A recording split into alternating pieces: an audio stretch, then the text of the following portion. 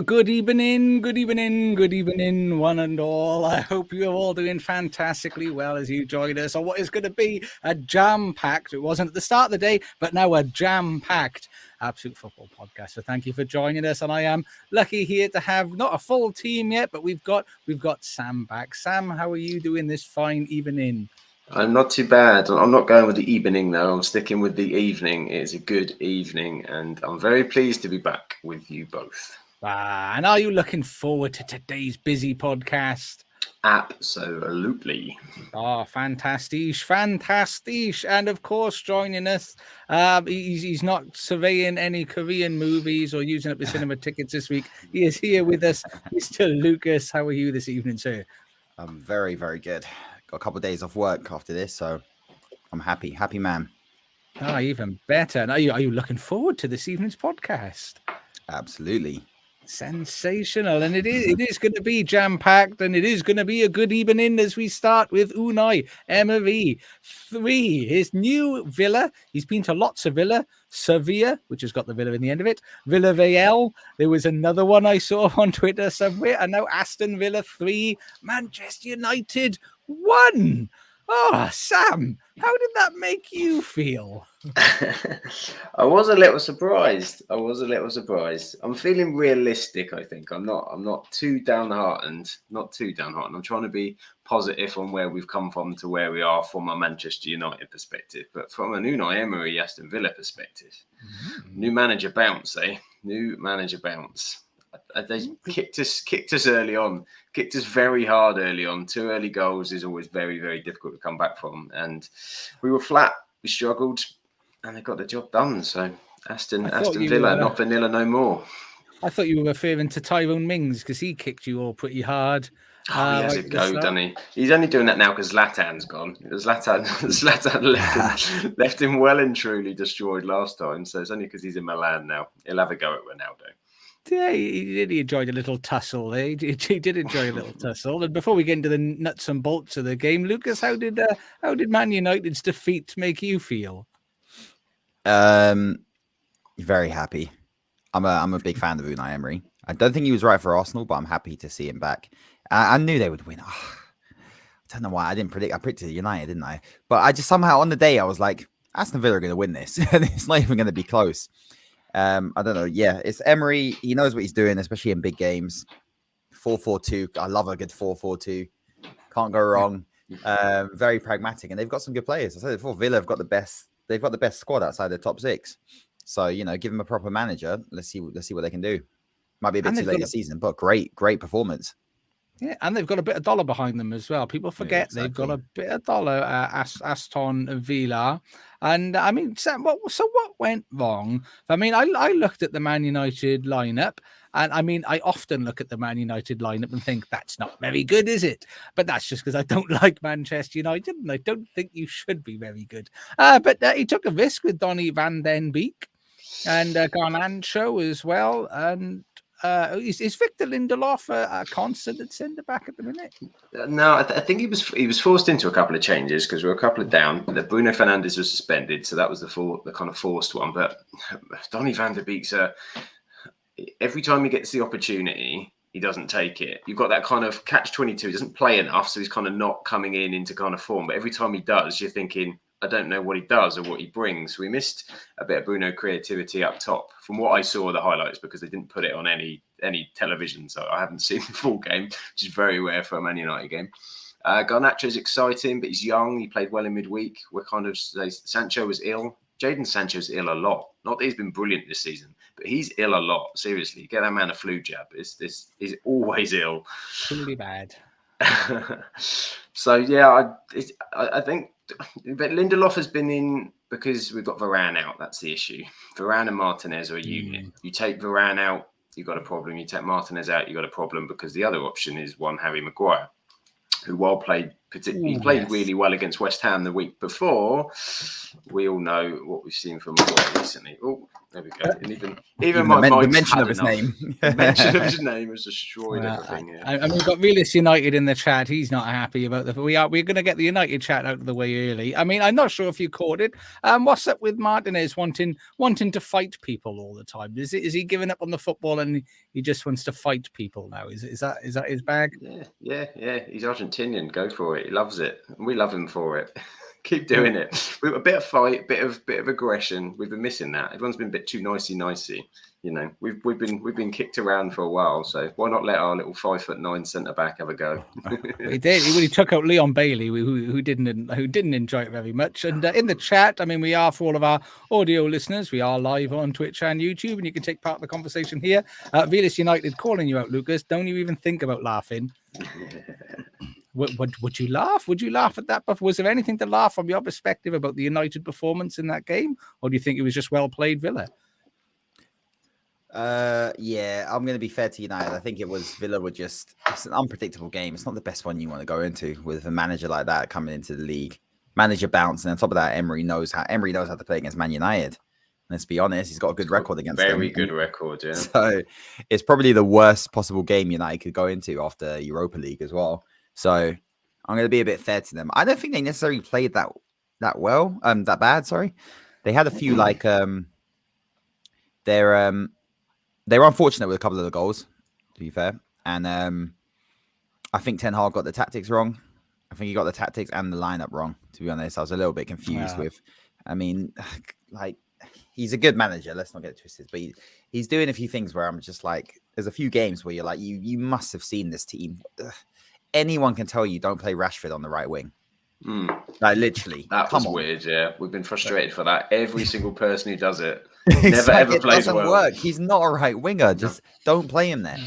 So it's things like that.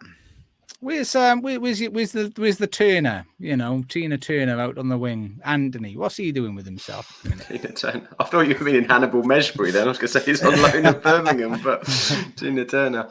No, Anthony, he picked up a knock a couple of weeks ago. So we're carrying a couple of knocks, but I'm not going to complain about it because, you know, Jurgen Klopp does enough of that. So it's not dizziness, is it? He's not suffering from dizziness. And Velas United, he loves the aggressive. It's the first time they've had a rough centre back. And to be fair, I think some of United's better centre backs have been bloody rough. Like Brucey, Pallister, Vidic. Yeah, they all like getting a bit down and dirty. Yeah, exactly. But and Velas confirming that Anthony is injured, and it's incidentally before we give a little bit of praise to Villa and move on. Anthony's dancing around, which we didn't cover last time. And any views as United fan, Sam? Do you care, or secretly you're thinking just play football?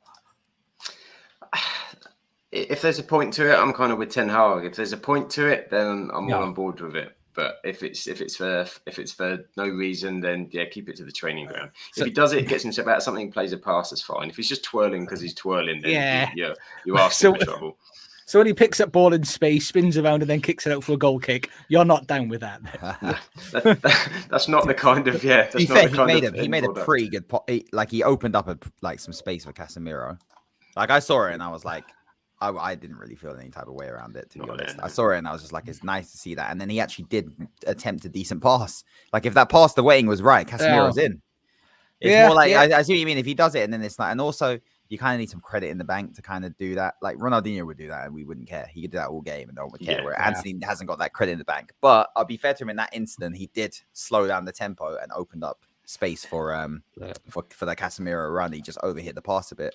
And you've got to be 3-4-0 up. You've got to be, I remember Nani did it against your boys in that FA Cup game, and he was keeping it up. I mean, to be fair, he got wiped out and he asked for mad at him. I can't remember who it was. Was it Scholes or someone? Scholes or somebody went, absolutely lost their shit at Nani after that. I mean, and Velas is with you. I mean, that's the sort of thing he loves. And I love it. I love a bit of a showboat. I think it was always, was it Ronaldinho who did that head and he was just running down the pitch, heading it for a little while. And, there's videos of like the stuff that Thierry Henry used to do, where he would be doing all of his in the corner flag. But it's just stunning. But I'm all about. They got credit in the bank. Yeah, it's got to go somewhere though. For me, that's the only thing. I don't mind it. I like a little bit of showboating in the right space if it goes somewhere. But But Aston Villa, so we were happy with Unai Emery getting his win in. Anything we'd like to say in particular before we move on to the next game? Anyone? Just on Villa, I mean, it's nice to see Jacob Ramsey getting in amongst it again. Been a bit quiet, someone we've kind of forgotten about, I think, and hopefully he can have a bit more of a starring role amongst Emery, because I like Jacob Ramsey. He's good coming through, young player. Yeah, I like a little bit of that. They're going to be quite dangerous, I think. Just looking at a team, and I'm like, he's got literally the mold of what he had at Villarreal in the players. He's got like literal clones in that team. Like Gerard Moreno is Ollie Watkins. It's like Leon Bailey is Dan Juma. And it's like he's got Danny Parejo. There's a bit of John McGinn there. Parejo's definitely more technical, but he's got players that can fit in the exact same system, apart from at the back, because Pau Torres and Tyrone Mings are levels apart. That's the only difference, I think. But outside of that, he's got players for a 4-4-2, and they can rotate them and swap roles around. I think they're going to do all right. I hope he does well. I like Emery, and I don't really mind Villa too much. So I'd love to see someone tell Danny Parejo he's the Spanish John McGinn. That'll Etienne Capoue. There you go. That's fair. And we've got Realist is just saying the reason he's cool with the skills in football is because he thinks football's getting too robotic, so he hardly sees skills and a player taking them on like Hazard used to for Chelsea, which I agree with. Hazard was superb. Do you know who else I used to like as well? Was Arjen Robben. You just what a winger! what a winger! I just used to absolutely love it. Left foot in football. Yeah. Wow, what a machine! And Rusty is preempting the conversation that is coming. It will be coming to let the Saudis know there's no gold marble in Liverpool. And we've got Charlotte. We've got Charlotte in the chat. Hello. And Charlotte isn't with us this evening because she is poorly bad, and so I'm assuming she's in bed with like a hot water bottle and the stuff that you take when you're not well. I don't know. All those home remedies that you can have. Yeah, antibiotics. Antibiotics, in the words of Del Boy. And we disagree. Left foot merchant was Robin. He was indeed. But we'll move on now. This is a match. We've gone a little bit out of canter with our format sheets. You'll have to forgive us if we're a bit disjointed because a lot has happened today. But the next game we were going to look at was a game that has brought into question the magic of Potter. Chelsea 0, 1 Arsenal. First of all, before we dissect the game, Lucas, how did that make you feel? Yeah, I was pretty happy during that game. I can't lie when that goal went in, because you just knew it was going to be 1-0. It was, to be honest, it was a shit game. The first half was some of the worst quality football I've seen in the Premier League this season. That was the worst I've seen Arsenal play. Not necessarily like we were giving stuff away. It was just some of the passing. It was like when I've seen footballers, and oh my God, this frustrates me so much. I cannot stand, those little things in football that everyone gets frustrated so much about certain things. My thing is corners when it doesn't beat the first man. It pisses me off so much. Yes. Like I'm genuinely like, you are professional footballers. You can't beat the first man with a corner. So there was stuff like that. And like the balls in the final third were awful. Like there was just like nothing. No one was taking anyone on. It was really bad, but we got the goal, and then you just knew it was a wrap, because Chelsea, as bad as we were going forward, Chelsea were even worse. I mean, have Kai Havertz, Jesus. They should have kept Timo Werner. They sold the wrong guy. At least Werner does something. But no, really good victory. That's our third win at Stamford Bridge in a row now in the Premier League, which is pretty mad, to be honest. Since Stamford Bridge, we used to get battered going there. It's good. And just quickly, Joe Carey in the chat. Joe joining us, one of our Instagram friends. Hello, Joe, and thank you for joining us. And Rusty is telling us Brighton, they carried the English cusp boy. And realistic, he doesn't like seeing Botalk on the pitch, or worse yet, on a free kick. But Sam, before we get in any further, so how did that game make you feel? Me? How did it make me feel? This one. How did it make me feel? I kind of expected Arsenal to win, actually, which is very odd to say that. As like Lucas said, three games in a row at Stamford Bridge. The fact that now I'm fancying Arsenal against top four sides away from home is something I didn't think I'd be considering. But that's just kind of where they're at, isn't it? But on the Chelsea side, what's happened to Raheem Sterling? Wow! When you say what's happened, I He's I gone think to me and Chelsea, Lucas, yeah. Sterling, isn't it? Yeah. yeah, we might be on the same page, me and Lucas, because I think see if I can preempt what you're going to say. Was he all of that at City? Sterling's a back post tap in. You know, it'll get you goals in and around the box. Why are you playing him left wing back? Like actually left wing back, and why are you? So Raheem Sterling is relied on to basically lead their attack in terms of like he's being asked to be this playmaker for them. And I know he does a little bit with England, but it's kind of like he's given that space because people don't feel in international football there's no threat from Sterling at the halfway line. You know, playing the ball over the top.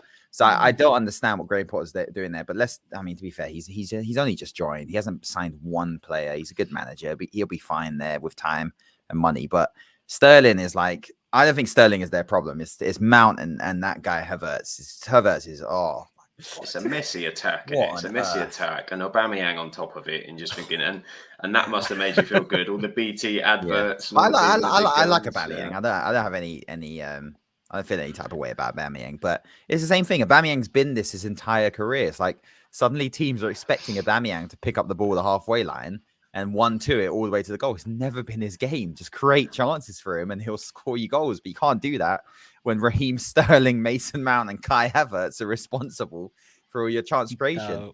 No. And Venus United in the chat, he says Potter's traded Sterling for the Olympics, London distance running at wingback. He must be doing. It's strange. I mean, my pet peeve is well, you spoke about the corners not getting past the first man. That winds me up. But the other thing which happened in this game was holding players at corners. Oh, Cucurella, the bear hug. Yeah, stop hugging him. Just wanted to hug. Jeez, what are you doing?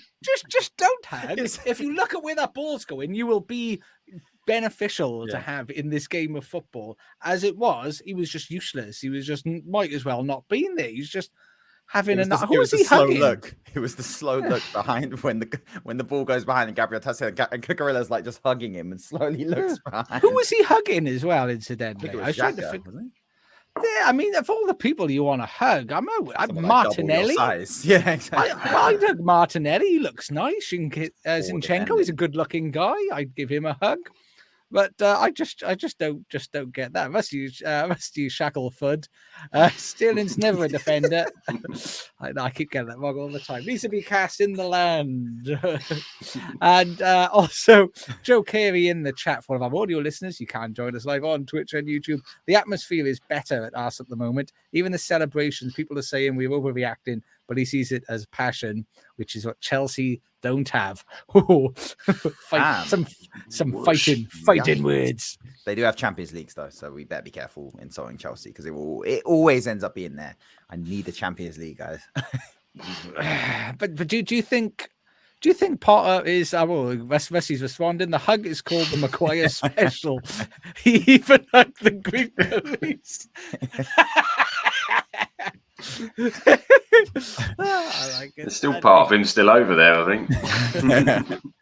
Yeah, he's never quite right. We're never quite right. But before we move on, I mean, the Chelsea just seem very lackluster. Is that luck? You've got Chelsea. They've got to do one thing that Chelsea haven't done since the Abramovich era, and that's give a manager time. He's got a 5-year contract. He's got the backing of the owner. He's the guy that they wanted.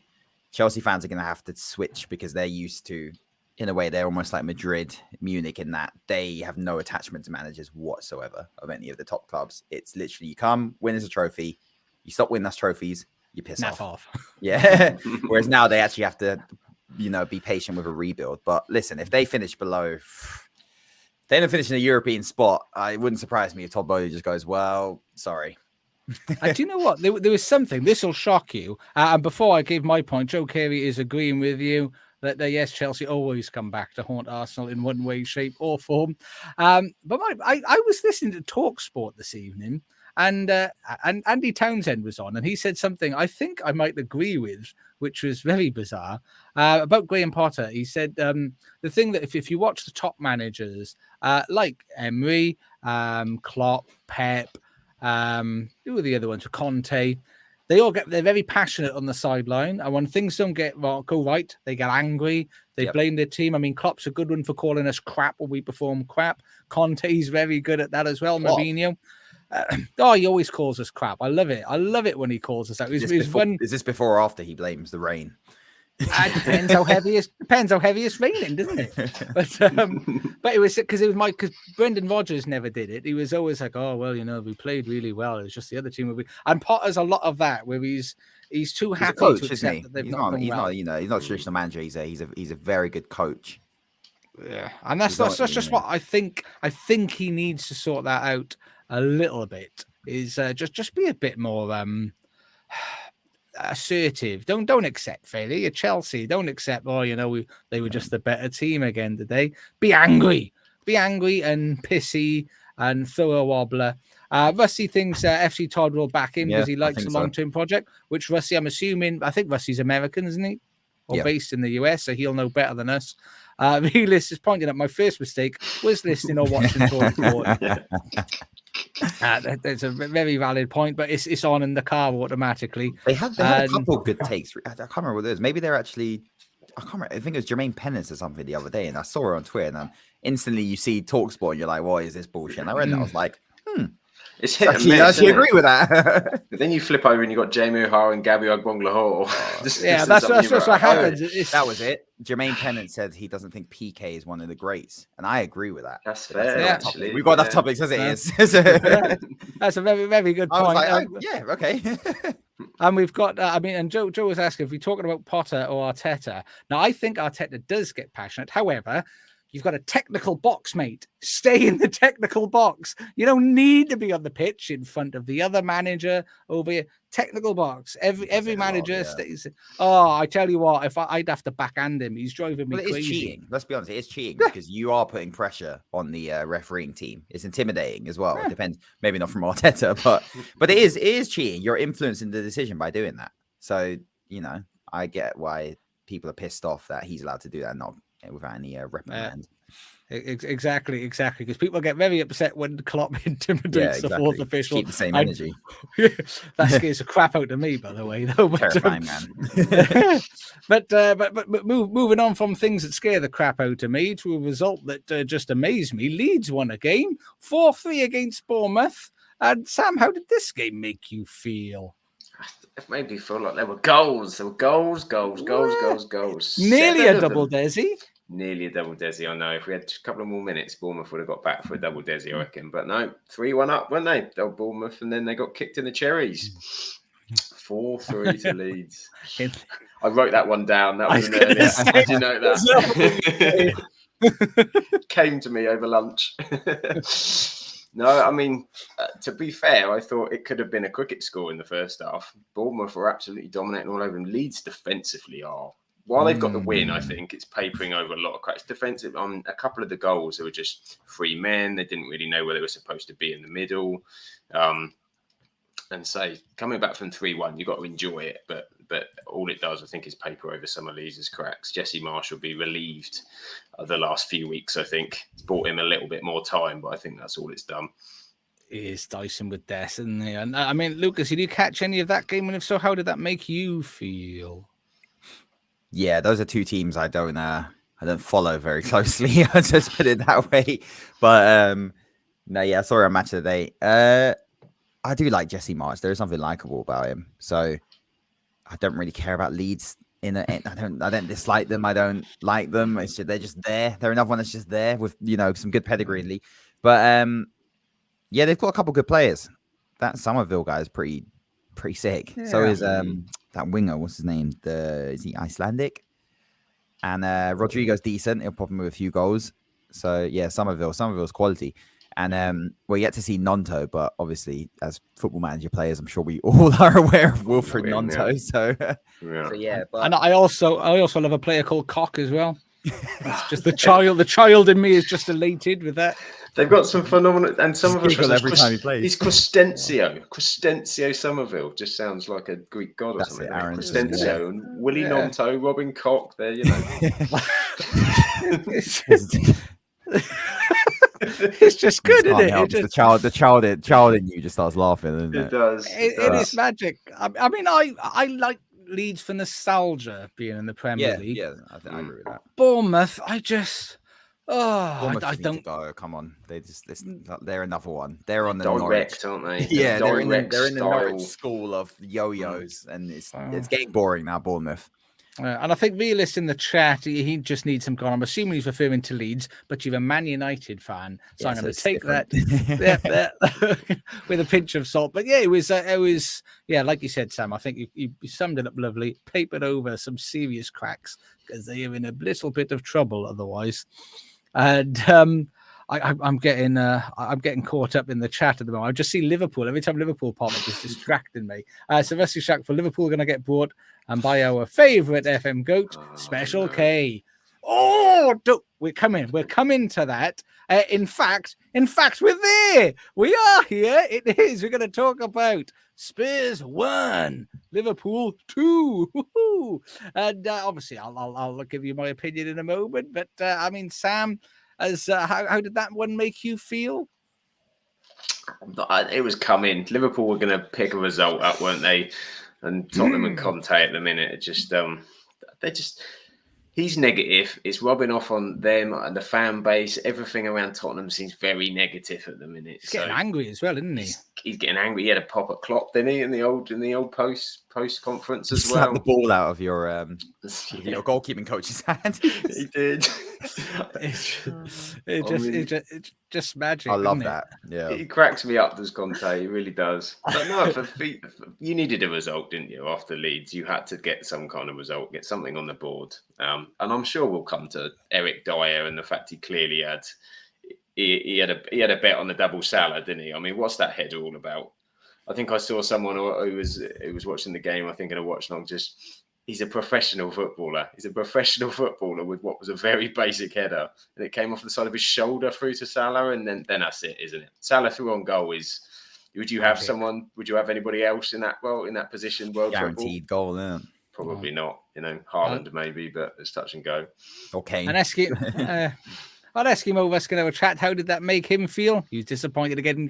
Didn't get a point. But he didn't deserve a point. That's why it's all ours. All the points are ours.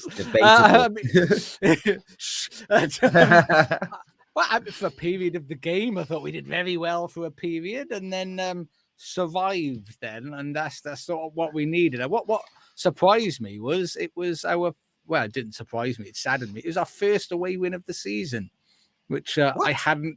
Our first away win of the season. I hadn't realised that. And so there, no way. Oh my God. I didn't realise you'd been that trash. You are having a shocker. I know, it really unnerved me. Mad. Oh, well, Sky left that out, didn't they? For God's sake. I'm glad. Any other team, they'd be all over that. The little banner, they're coming up every 10 minutes. First away win of the season. But Liverpool, it's like, no one needs to know about that. Oh, they're 12th. Let's extend the table. Exactly. Unbelievable. What do you got? And Rusty in the chat as well. Tottenham can't score. Might as well tell Conte if he attacks, he gets free Turkish earplugs for life. He's got a good set of hair, to be fair to Conte. Yeah. And if you do want to join in, with all these bands, you can join us live 8 p.m. on Twitter, on Twitch and YouTube. Join us on Twitter as well. And but yeah, it was just nice. Salah scored some good goals. He'll be remembered as a goal scorer. I mean, we had a Muriel. Is that the right word, or is that just an old lady's name? Muriel. Plays up front, doesn't he? For is it Sevilla? Lewis Muriel. Yeah. The word that Lucas said, because he pronounced it correctly, because I can't. We had one of those painted in Liverpool today of our famous strikers. What really tickled me is obviously Salah's still there, so I don't think that's why he wasn't included on there. But then I think it was Robbie Fowler. I think it might have been Ian Rush, Robbie Fowler, Fernando Torres, and Dirk Kuyt. Oh my God. But what the hell? And they left out Owen because he played for United, so he didn't get on. He's not even allowed back in the city, is he?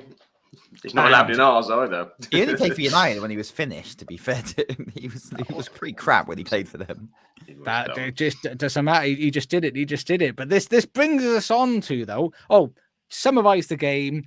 We played okay. We had a portion where we played really well. Salah's amazing. What a finisher of the ball. And Tottenham tried to come back. Couldn't do it. The exciting news, though, the thing which we are all elated about, and even Realist in the chat here is mentioning it, how happy he seems to be, is the ownership situation at Liverpool. FSG. Now, I'm not sure what has changed because FSG has said for a long time for the right people come along, they're happy to sell shares in the club.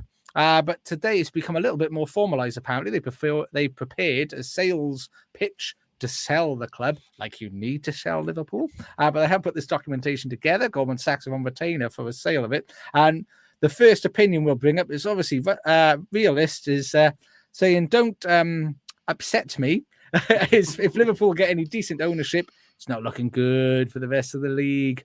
And Joe's backing us up with Special K Kulusevski. Is that how you say it? Kulusevski, yeah. Kulusevski. And we've got who else have we got in here as well? I'm not sure what Rusty's referring to. We've got to buy electric cars. The shopping list. But yeah. So what do we think? And throw it out there. Tell me, boys, how happy you are that Liverpool might get an owner with a bit of dollar, because you're going to have a bit of dollar to buy a club which is. If Chelsea send for 4.3 million and don't have the global reach that Liverpool do, how many are we thinking? I think you will go for the same amount as Chelsea. To be fair, it's a hard one because historically you've got way more tradition to you than Chelsea, but Chelsea are probably one of the more successful clubs in terms of the last 20 years, let's say. So 4 billion for Chelsea, I'd probably say around the same for Liverpool. I would be surprised if you went for more than 5. Yeah, I think honestly the exact same as Chelsea would make complete sense. I know they're a London club as well, which adds a lot to it. But yeah, I think around 4. I just hope you get American owners. Oh god, if you get Saudi owners, oh my god, I'm supporting. I'm Syria. I'm going to Roma. That's it. There's no point. Newcastle City and Liverpool. Like no. Didn't we have? We had. I'm sure we had. Was it one of the Saudi princes or Qataris? Someone offered. Yeah, someone's been interested before. Yeah, I think you will. I think it will go down that route. Because where's City's owners from? They're from Qatar, right? I thought they were Dubai. I thought they Dubai, aren't they? That kind of region, yeah. I thought they were Dubai. I think it's obviously Saudi's Newcastle. PSG is also from Qatar as well, because so it just becomes a bit of like a competitive thing as well, isn't it? Where it's like, we can buy Liverpool and compete with Newcastle and City and Newcastle. Oh, no. What a strange sentence that is. Isn't that just strange? Like the owner of Arby's or something just buy you, like someone like that. Toys R Us or Toys R Us owner, or the Netflix CEO, just like just not, please, no, just some of them American, please.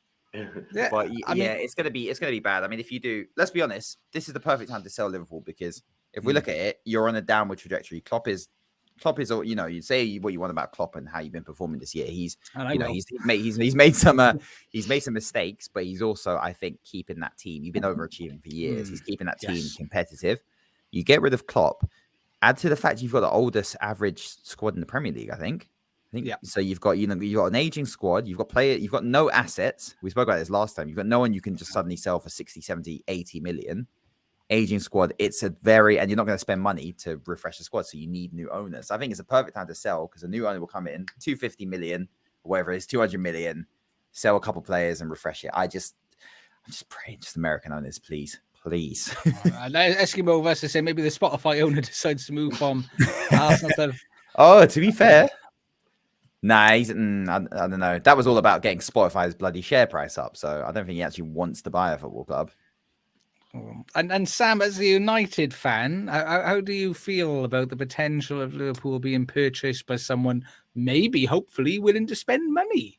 Maybe. Well, exactly. You've always been a sell to buy, haven't you? You've been you have to Philip Coutinho was where you got Alisson and Van Dijk from, and that's since then you've not been. If you started to be able to splash the cash as well, because you've got the lucrative history within the game, players will come. There's no doubt players will come. It's not like Newcastle where they're building, they're waiting. Players will come immediately. It's a scary thought with Lucas and I will be enjoying the Europa League for a few years to come, the way it's going.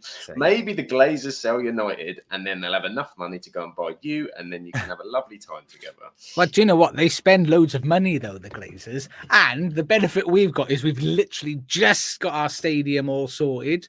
And I think the second phase is nearly near completion, or at least a good way through. We've got our new training facilities. So those are the big things that Glazers don't spend money on.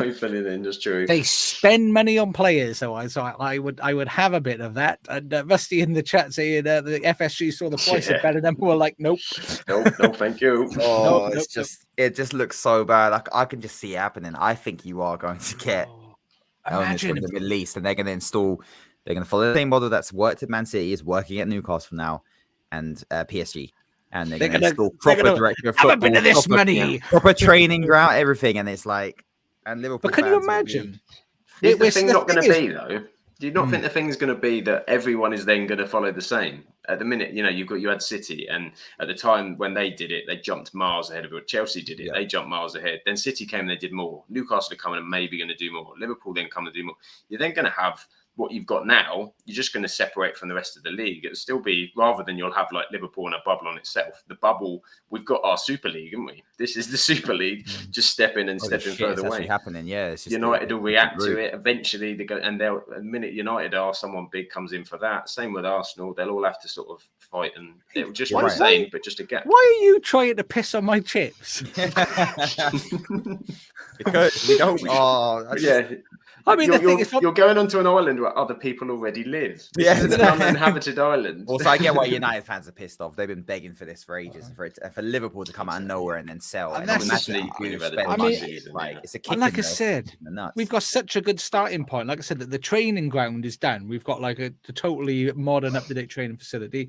The stadium has just been expanded. It's like, I think we're like 75, pushing 80,000 now into Anfield, which is fantastic. Because I mean, when I did a tour of Anfield, I've actually done like 8 tours of Anfield, but one of them, they were telling me the waiting list for season ticket was 10 years because there just wasn't enough seats in there. So we've got the training facility, we've got the stadium and everything surrounding it set up. Obviously, we've already got the history and the fan base overseas is already massive. So if we then get somebody in who's then willing to spend money, because like you said, Sam, if we had money now, players would come immediately. I don't think there's the only players that have sort of turned us down is if they're like when we've not offering the same amount of money, like Tuchemini over to Real Madrid. We've not quite got that sort of dollar to swing him over, and Haaland City because of that ridiculous money. And Eskimo Russ in the chat is highlighting all the oil money buying the top clubs. Well, we stuck with Levy and Lewis. Hopefully, but again, Spurs make the most match day revenue of any club, and they will from now on. So. They spend 150 million. They've got Conte. They're making a lot of money. If they continuously get Champions League, they are going to spend money. Arsenal are spending money. My only worry with the Liverpool buyout, and it is my only, is my moral conscience.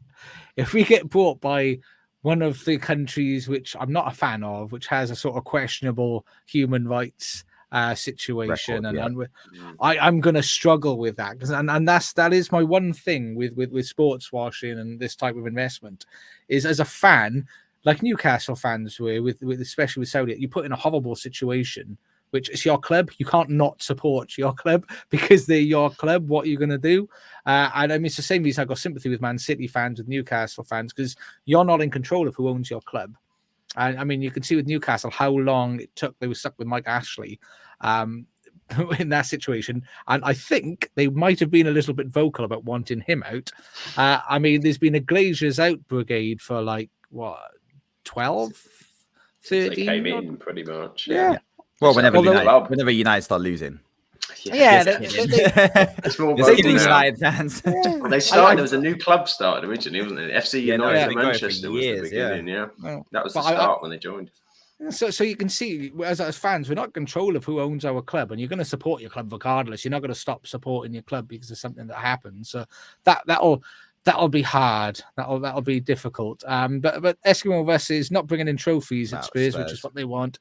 Give him a bit of time, though, unless he capitulates entirely, and then you'll be in trouble. And Solaria said, nice country ownership would be New Zealand.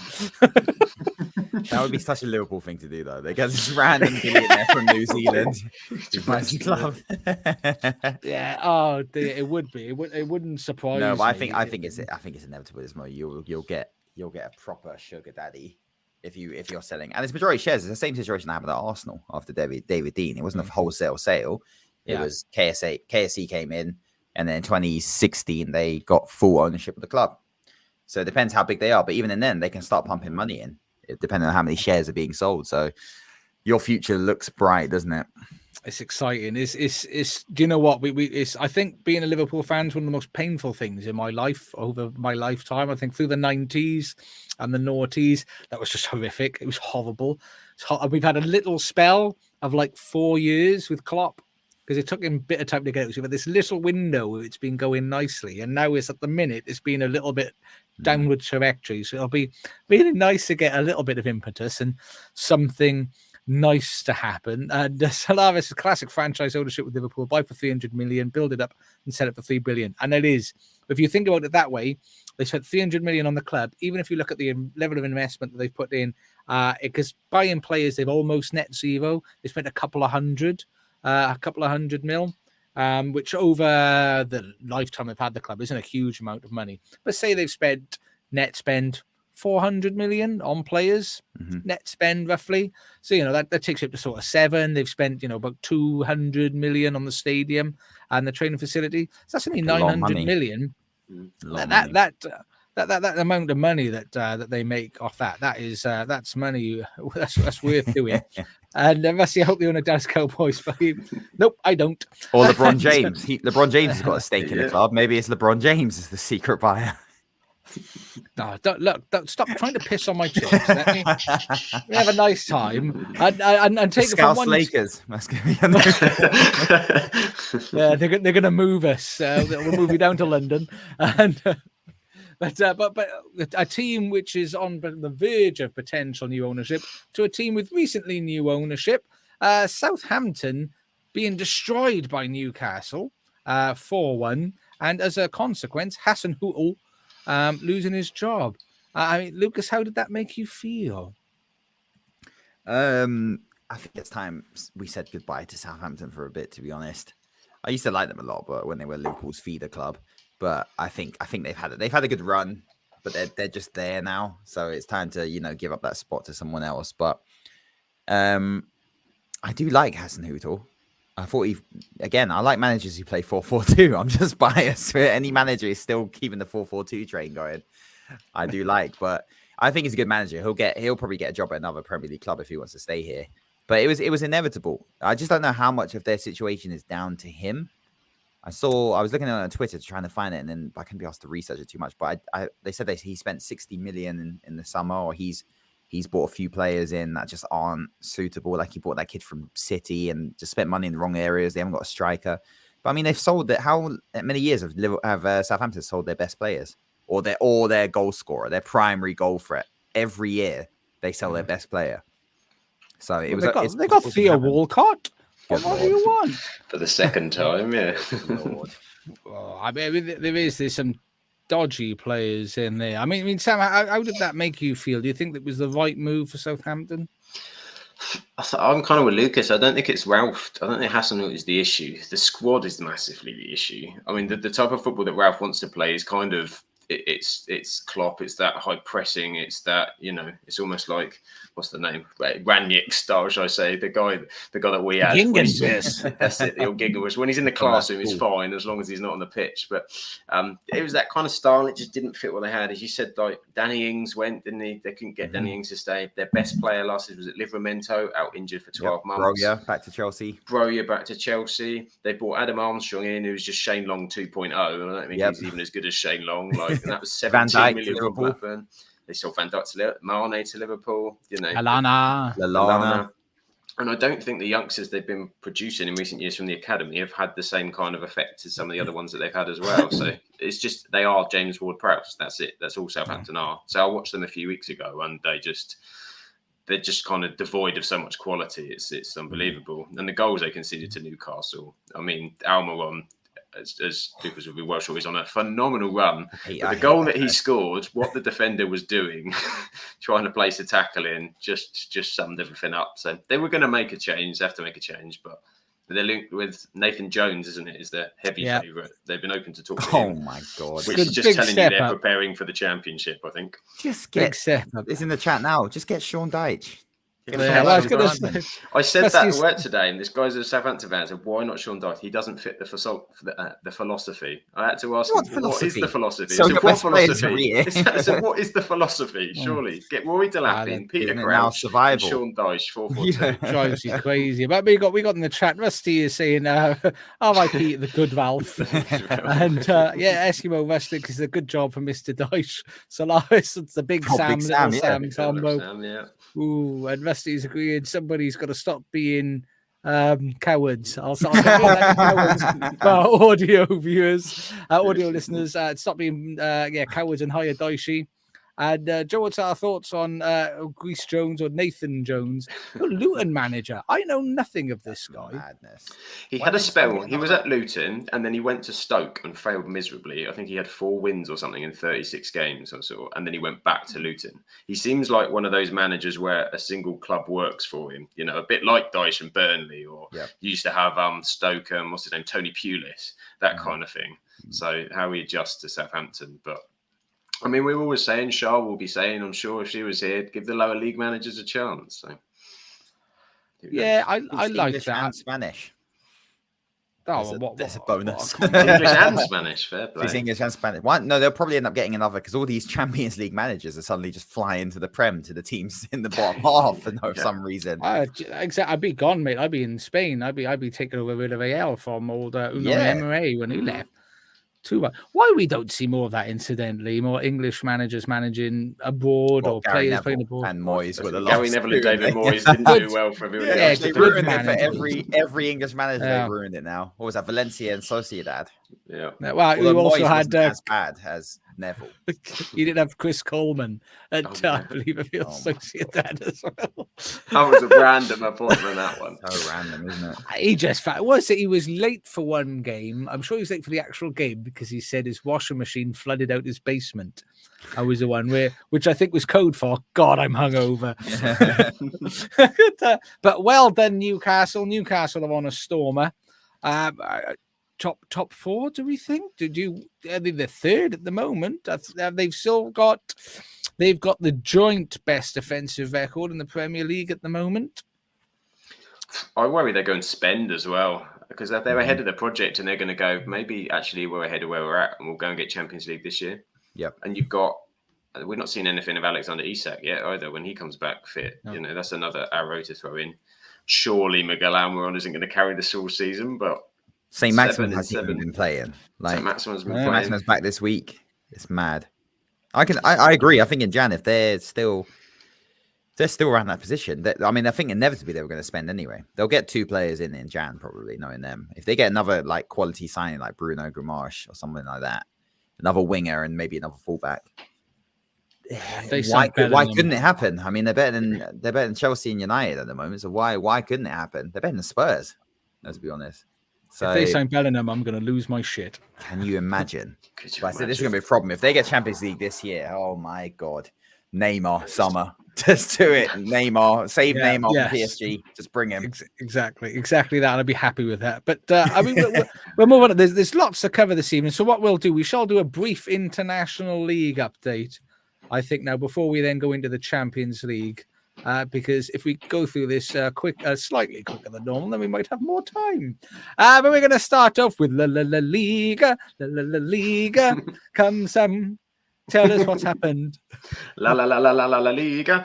Right, so I'm having a look because Real Madrid are actually playing tonight. Real Madrid, this is live currently, right, and it's currently a Desi. It is a 2-2 at the minute at half-time against Rayo Vallecano. The Royal Volcanoes, as I like to call them, are holding Madrid at the moment 2-2, an absolute belter. And this is, just as a sidebar, this isn't the live table now. This was the table as it was when I produced this this fine graphic, because to be honest with you, staying up till midnight to produce these is killing me. So unfortunately, there was a live game, but that's not this live game. Before anyone gets confused, well, these Monday night La Liga games are killing us for the live table, so we're doing the best that we can as we have it. So Barcelona are top currently at this moment in time as we speak.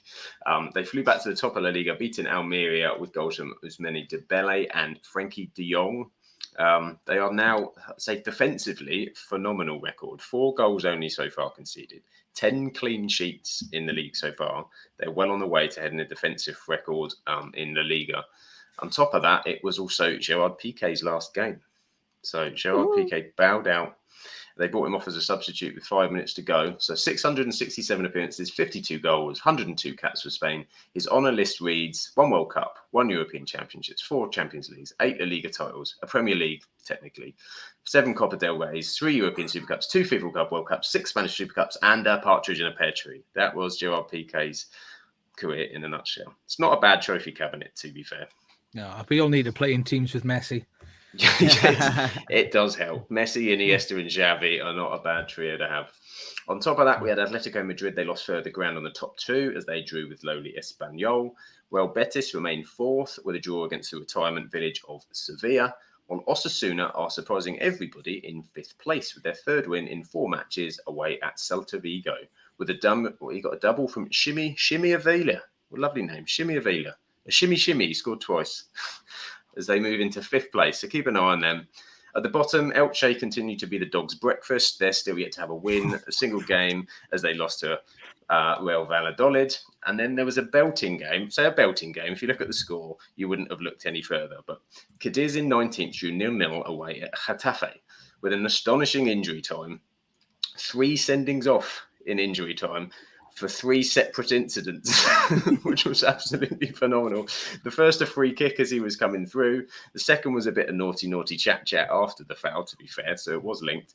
And then the third one was a cheeky elbow from Luis Hernandez, and he got a second yellow card in stoppage time as well. So 3 sendings off, which you would seem bonkers. And I'm going to take a quick stop from La Liga to the Argentinian league this weekend. We had 10 sendings off.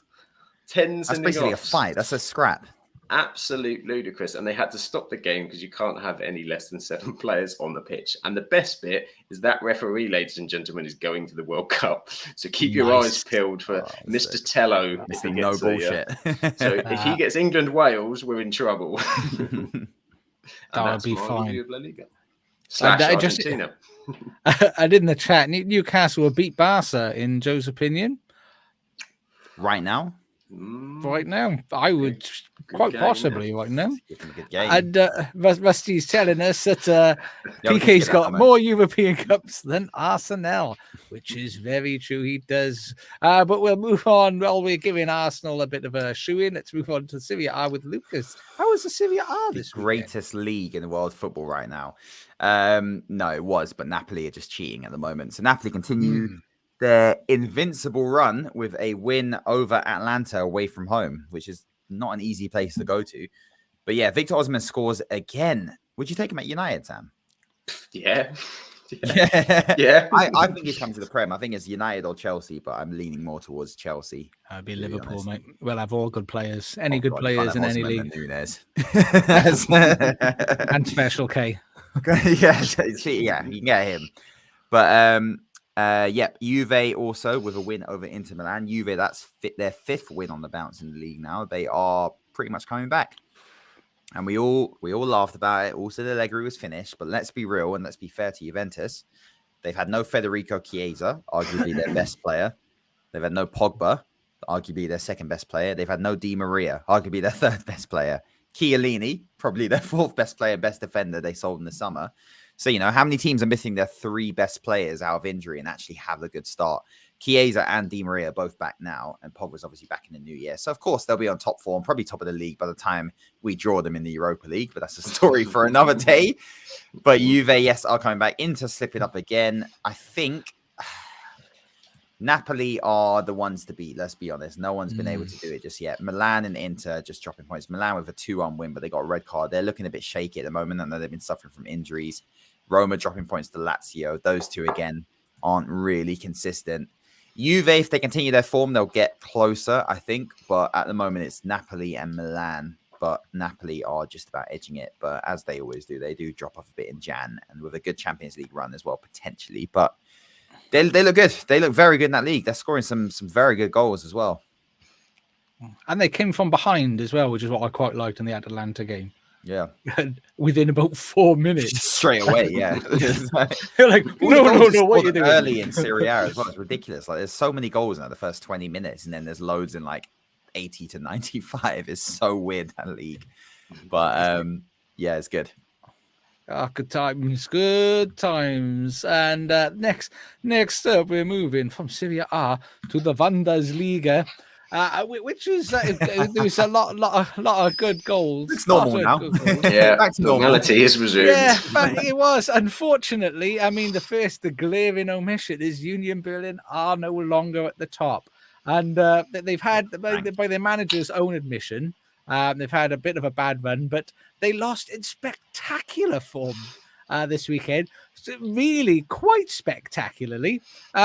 To Bayer Leverkusen, who have had a right dog's dinner of a season so far, but they didn't just lose; they lost 5-0 to Leverkusen. I mean, a Football Manager favourite, Adam Holzik, getting the goal in the 68th minute, but from the second half, they just capitulated with goals in the 46th, 56th, 58th, 68th, and then 76th minute. They had a second half to forget. They got absolutely battered in that second half, and they have massively capitulated. And the manager's I think I was going to say pissed off. He's very pissed off.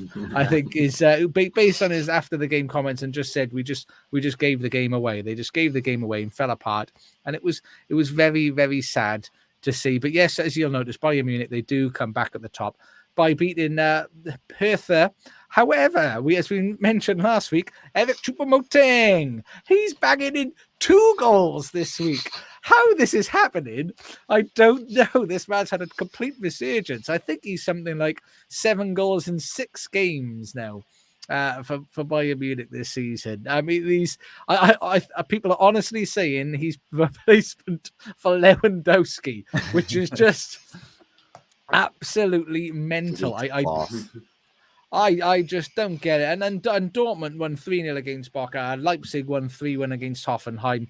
Werder Bremen beat Schalke 2-1. So there's a lot of normal service being resumed. And as you'll notice, Dortmund are now creeping back up the league. But if you take a look at the points, 28, 27, 26, 25, 23, 22, 21, 19, 18, 17, 14. It's a very tight league. But the likelihood is Bayern Munich are going to pull away, unfortunately. But something I didn't know, I found a little bit of a video clip that I actually wanted to share with you all. I just noticed a comment from Musty in the chat, which I'll pull up. I'm not going to read it out for our audio fans. I'm worried that Spotify might, I was going to say, pull us off, but that's they might not appreciate that either. But I found a video from the Dortmund Bochum game, which from my favourite Welsh commentator. And I should bring this up, and hopefully this will play for you now. Straight red. So there was a beautiful bit of physiotherapy given against the Bochum team, and then that just takes us lastly to Ligue 1. PSG is still top, and there you go. That was it. When stuff happens of interest, we'll let you know. I think Lens and Rennes. The only other interesting bits here, but PSG are top. And Solaris in the chat, he was out cold. How could we act to the foot? Exactly. Yeah. I thought he was taken out, and he said clumpers. I think he did indeed. but that will come on now too.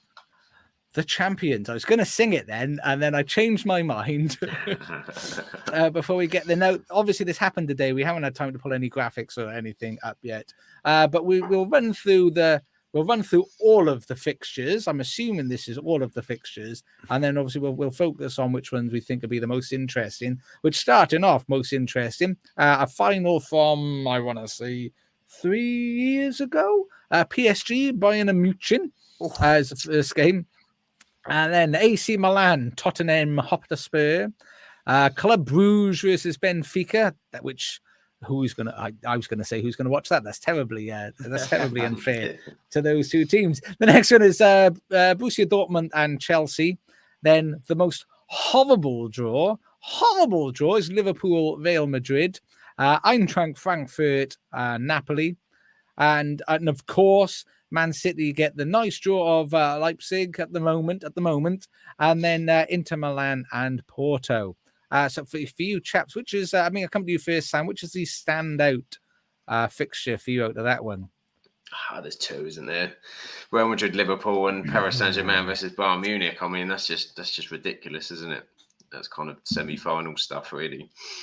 And Real Madrid for you, it's a better Real Madrid than last season. I think it's a better Real Madrid. I think all those midfield quality options, Camavinga, Trim, they're all starting now as well. They were coming on against you in the final. I think that'll be an interesting one because we're all looking at Liverpool going. You can see moments, you can see the Man City game that you could rise, and we're looking at the end of February, aren't we? What state are you going to be at the end of February? You could be in a much better position. That could be. Speaking of new owners, you could. Yeah. Hopefully not before January. Yeah, let's give us half a season to cope with it, to cope with what you currently have. But then Paris Saint-Germain, Bayern Munich. Can Paris Saint-Germain finally work their way against a team that can actually play a high level of tactical, strategic football, and not against with 5 players up front running around and not doing any defending? I would say no. I would say no. I think they're cutting them out. It'll be a short tournament for you, PSG. Totally agree. I mean, what's your out of interest? Your prediction for Liverpool, Real Madrid? Do you think we're going to get any goals for the start? Do you think we're going to score any goals over 2 legs? 100% you'll score goals. Yeah, you'll both be scoring goals, I think. I hope it's just a back and forth, goal, and it could well go that way. You're both also capable of tearing the other one apart, I think, on the night. I mean, I'm taking solace in the fact that Real Madrid seem to play cautiously. I mean, I've seen them a couple of times this season, and they don't go full throttle. They sort of hold the game, and then they're like, "Oh, there's an opening. We'll just destroy you there." And which was the Champions League final, wasn't it? That was exactly the Champions League final. So the only hope for me is that we actually do something in the moments that we get given. I mean, Lucas, what is your aside from the ones that Sam's mentioned? Do you have any standout matches of interest for you? AC Milan Tottenham, of course. That's going to be my stand-up one. That's our resident Spurs fan. For reasons I would rather not to admit. No, I think it's going to be. Both of them are hard to say, but I think PSG Munich. Yeah, you wouldn't be surprised if anyone could win over 2 legs, but I think Munich have got that one. I don't think PSG are ready for that. Also, Nagelsmann will be sacked if he loses that, so he's got pressure. Liverpool Madrid football heritage. I mean, if you were to beat them over 2 legs, would anyone be surprised? Probably not. You're Liverpool at the end of the day in Champions League. Very different. We're seeing it all this season, like teams forming the Champions. Look at Chelsea. We're the only team to beat Napoli this season. Yeah, exactly. Like the Champions League has got to be treated. The European League has got to be treated very differently to the Prem in terms of your form. It doesn't seem to carry over. It's a very different style of football. It's a lot slower as well. So it's going to be some very good games. I don't think they're going to be high scoring. Actually, I think they're going to be 0. I think we're going to get a 0-0 and a 2-1 or something in those ones. I think PSG Munich is all hell is going to break loose in that one. That's going to be one you don't want to miss. Oh, and Sevik Choupo-Moting, he's going home. He's going back. The Choupo-Moting derby. Exactly. I mean, AC Milan Tottenham. Any predictions, chaps? I'm not going to hold you back. Zlatan will be back then, isn't he? Oh shit, yeah, he will. Zlatan will be back. 41, is he? Serie A master. He knows how to play Milan. I did say Conte. Yeah, Milan's like he's beaten Milan more than any other team or something. He's got their number. Ridiculous record. So again, Tottenham another one on their day. They'll turn up and put a stinker out at San Siro and find a way through, won't they? They look. I know we skipped over it, but they looked very good in that last sort of 20 minutes of that game. Like when they were actually playing football, you could tell the gloves were off and they were just like, screw this. We're going to play. Like Bissouma's starting to show his quality now. It was only a matter of time. Then Bentancur and Højbjerg, you got legs, and then Kane is just Kane. And then Kulusevski's back. Son might be on different form. Like they've got a good team. And if Conte just lets them express themselves, I hope he doesn't. I'm enjoying this awful football. And they're a third. So it's like Milan aren't having a great season. They're not. They're up there. I mean, they're second in the league, but they're not having a great season. They're not. They've had a lot of injuries in Europe as well. Yeah, and injuries. So that's going to be a close game. Quite a few of these are going to be very close at this stage. I mean, Dortmund, Chelsea. I think Dortmund are going to give them a bit of a shoe-in potentially. You know, although again, Dortmund can throw a game away like no one's business. Yeah, exactly. And it's so far away. This is the problem with it. Because usually it's beginning of Feb, isn't it? And then we're doing this draw a bit later on. It's like it's almost 3 months plus a World Cup. Yeah, plus the everyone season. can't. Yeah, the World Cup as well. Yeah, the difference between the season starting and now is shorter than the distance between now and the Champions League game. So it's like we're not even halfway between the two. So it's going to be a completely different season. We're talking about basically March. Like it's going to be a very different season past the World Cup, like you said, and the transfer window. It's impossible to call. It's just one game I think we can all comfortably call though will be Leipzig Man City. Yes. Oh, they're going to get destroyed. Yeah, gonna get pumped. Absolutely pumped. They're going to get. That's going to be tough to watch. I can say I think City are going to give RB's Leipzig a little bit of here we are. This is one for you, Lucas. Go better. It's a cheat and a forward, and I hope he gets a second FM and Arsenal get relegated. Take that, Lucas. Take that. But I think Leipzig, and incidentally, I think back in October, one of the main guys in Red Bull passed away, and I was reading an article saying, could this spell the end of all the Red Bull teams because he was the driving force behind them? So keep an eye open on that one. Just an interesting tidbit I'm going to throw in there. Do your own reading because it's clocking on time-wise. I'm not going to take you through all that now, but I think as Man City will go through, I reckon Inter will do Porto, Napoli will destroy Frankfurt, Club Brugge, Benfica. Who cares? Bruges. Yeah. I want a dark horse in the semi-final. Yeah. So come on, Bruges. Well, there's going to be. It'd be nicer to see Bruges than Benfica. And Club Brugge have had a sterling run in the Champions League so far. Yeah. So fair play to them. But yeah, I mean, I'm going for Bayern Munich through as well. And I want all the English teams through because I'm just nice. I'm just nice guy like that. But you just don't want to play each other, though. That's the thing. You want them all through, but you don't want to play each other. Yeah, that is the only thing. Because I don't know what the possible connotations are past that point. Like you want to play City, but you don't want to play Spurs or Chelsea. Spurs want to play City, but don't want to play Chelsea. Chelsea don't want to play it's all like Chelsea don't want to play City or Liverpool, but want to play Spurs. Like I want Chelsea to play City. That's what I want. And then us to get through, because if we knock out Real Madrid, there's only Bayern Munich really to worry about. Bayern Munich and Man City. The favourites. Napoli carry on. Mad. That's happened for ages. Yeah, Napoli. But like Liverpool, Madrid, PSG, and Bayern Munich, aren't they and outside of Man City, that's the favourites, no? I know you're not great in the league, but Liverpool, you were in the final last season, and you're Liverpool. So you're Champions League, that's our jam, man. That's our jam. Yeah. So, mad. But moving on now to another very competitive competition, which I gotta be honest, I haven't followed this league in so many years because I've never had a dog in this race for a very long time because I've supported a team that's before. I'm not going to go on anymore. The Europa League. That has thrown up some. They've thrown up one interesting. Draw. I mean, I'll take you through the others first. So you've got another RB team, RB Salzburg. Against Roma, then PSV versus the retirement village of Seville, Bayer Leverkusen. How they sit in the competition that they play this year, I have no idea. Against Monaco, Rouen against Shakhtar Donetsk, Midtjylland and Sporting, Juventus Nantes. Oh, sorry, Nantes, and Ajax Union Berlin. I think we got a feeling who's going to win that one. But the game which we're all going to want to see, which isn't quite the game, I think, sort of in regards to level as it was previously, but Barcelona, Manchester United. Mm-hmm. What are we saying about that one then, chaps? For Sam, how do you feel?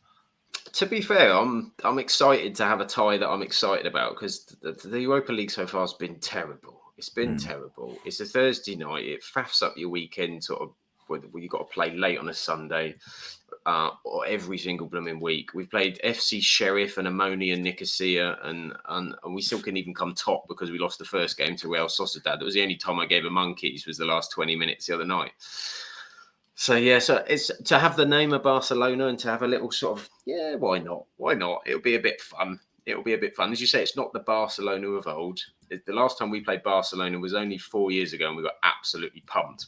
But we had Phil Jones and Chris Smalling turned up to the new camp and they're still trying to find Phil Jones's hip from the way that Messi turned him inside out on the edge of the box, I think. But this Barcelona, as you say, they're very, as I said earlier, very defensively strong. They're starting to come through, but they're not a complete unit. They're not a Real Madrid in terms of where they are, and that showed when they played each other. So yeah, I like it. I'm excited. Why not? Let's go back to the new camp. We've got some good memories there. And we can go and see Gerard Piqué's one Premier League trophy, which is as many as you'll find in Anfield, actually. Yeah, okay. I mean, Lucas, what? I mean, because Arsenal weren't drawn, were they? Because they are. No, you got to wait after this round. Yes, I mean, it could be a shocking run to the final, couldn't it? You're looking at that. Actually, is. Yeah. Ajax, Juve, United, or Barca. Leverkusen could be on good form. Roma, like it could be both Champions League and Europa League. I mean, it could be tasty. I mean, do you take any solace in the fact that it'll be either United or Barcelona potentially, or would you rather have played them? No, definitely not. Those two teams, absolutely not. I'd rather have played Juve, to be honest, just because English teams do well against Serie A teams. But even them, I'd want to avoid. Completely want to avoid. They should not be in that competition, but they're going to probably go for it. And Barca and United are two to avoid. Barca are probably the favourites, I think, when you look at all the teams in there. Yeah, us. But I mean, we don't have any European pedigree, so it's probably Barcelona. And then, maybe Juve. Juve are probably favourites too. Well, they got to get past the might of Nantes first of all, though. Let's not write them off. Just remember, Pogba, Chiesa, Dima, they're all going to be back and firing like Pogba in that. Oh my god!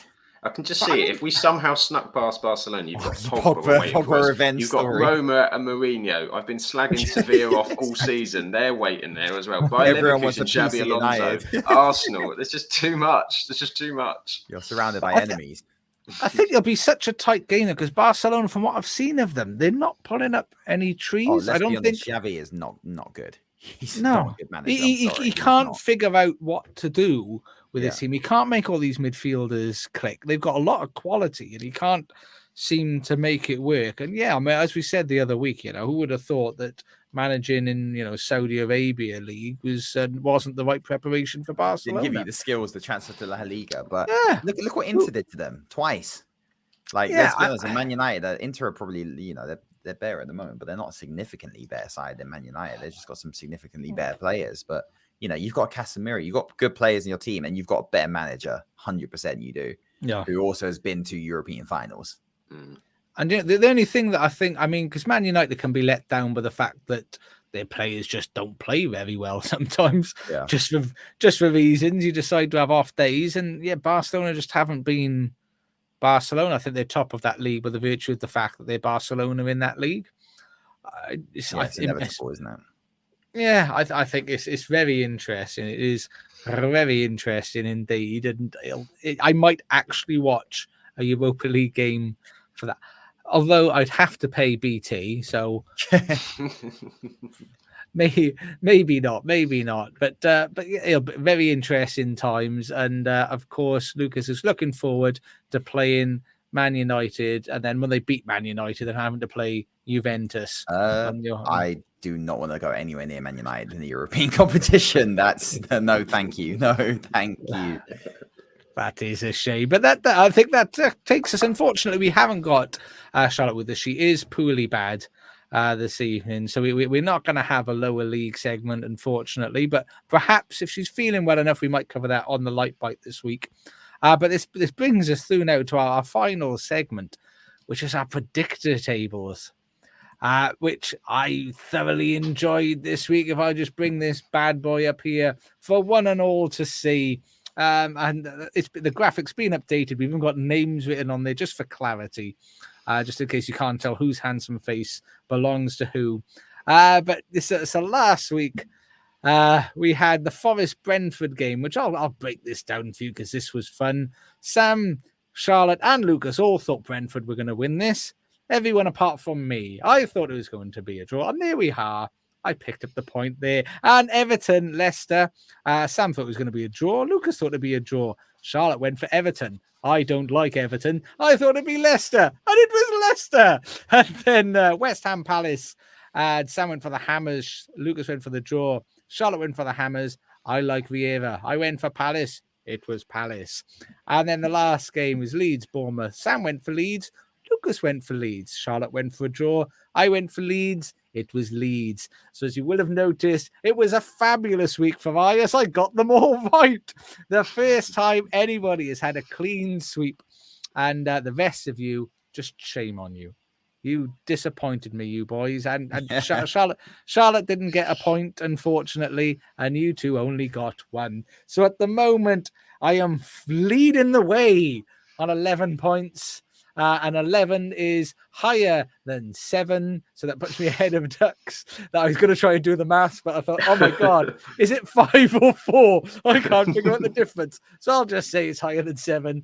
And then we had Charlotte with 5 and Lucas. Lucas behind with 4. I mean, what are you doing? What are you doing, Lucas? It's all falling apart. Yes. Falling apart.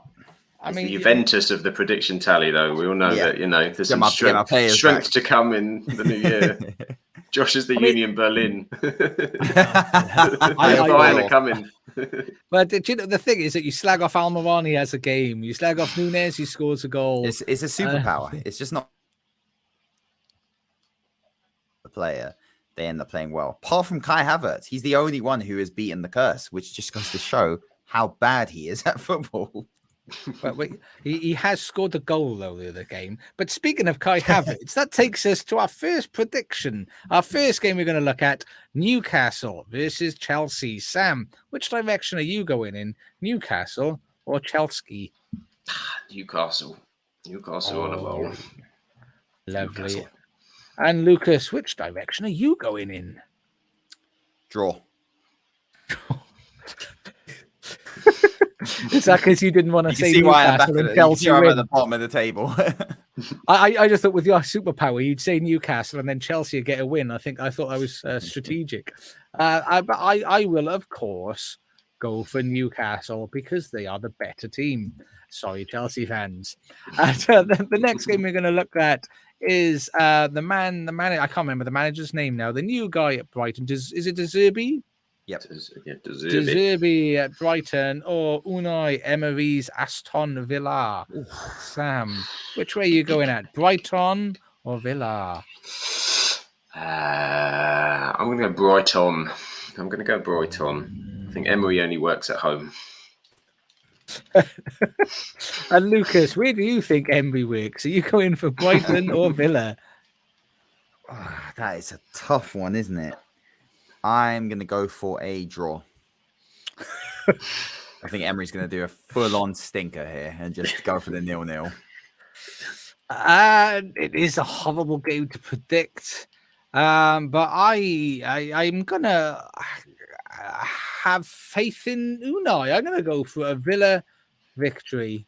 I'm probably wrong, but that's where I'm going. The next game is West Ham versus Leicester. Another stinker to try and pick out of this one. Sam, West Ham or Leicester?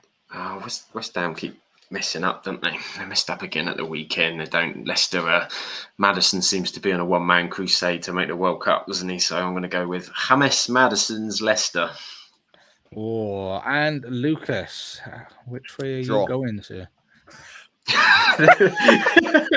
You can't hear what he's saying. I know what game. If I go down the middle, and I think I'm going to stick to my guns and go for Leicester yet again on this one. And the last game we're going to look at is Bournemouth versus Everton. Bournemouth versus Everton. Sam, which side are you going on of this stinky game? I'm going to go for Everton. And you, Lucas, a draw? I'm going to go for Everton. And he is off the fence. I'll be honest with you. I think Everton will win. However, I don't want Everton to win. So I'm going to go for Bournemouth just because I don't like Everton. Will that cost me? Who knows? And we will see then next week who has got it right, who has got it wrong, and who is going to attempt to supplant me from the top of the prediction tally. And as it stands, I shall be the victor of my own hug, which we promised out at the start of the season. But that brings us to a close here. Thank you all for persevering and for being with us. It's been a slightly longer one than normal, but there's a lot to cover, and I hope we covered it good enough for you especially. But thank you for joining us, and for all of our audio listeners on Spotify, Amazon Prime, all the other stuff, all the places you find your podcast. Please remember to give us a 5-star liking and tell all of your friends, and maybe even join us live. YouTube, everyone's got YouTube, or Twitch, 8 p.m. on a Monday. But Sam, where could people find you? Where are you?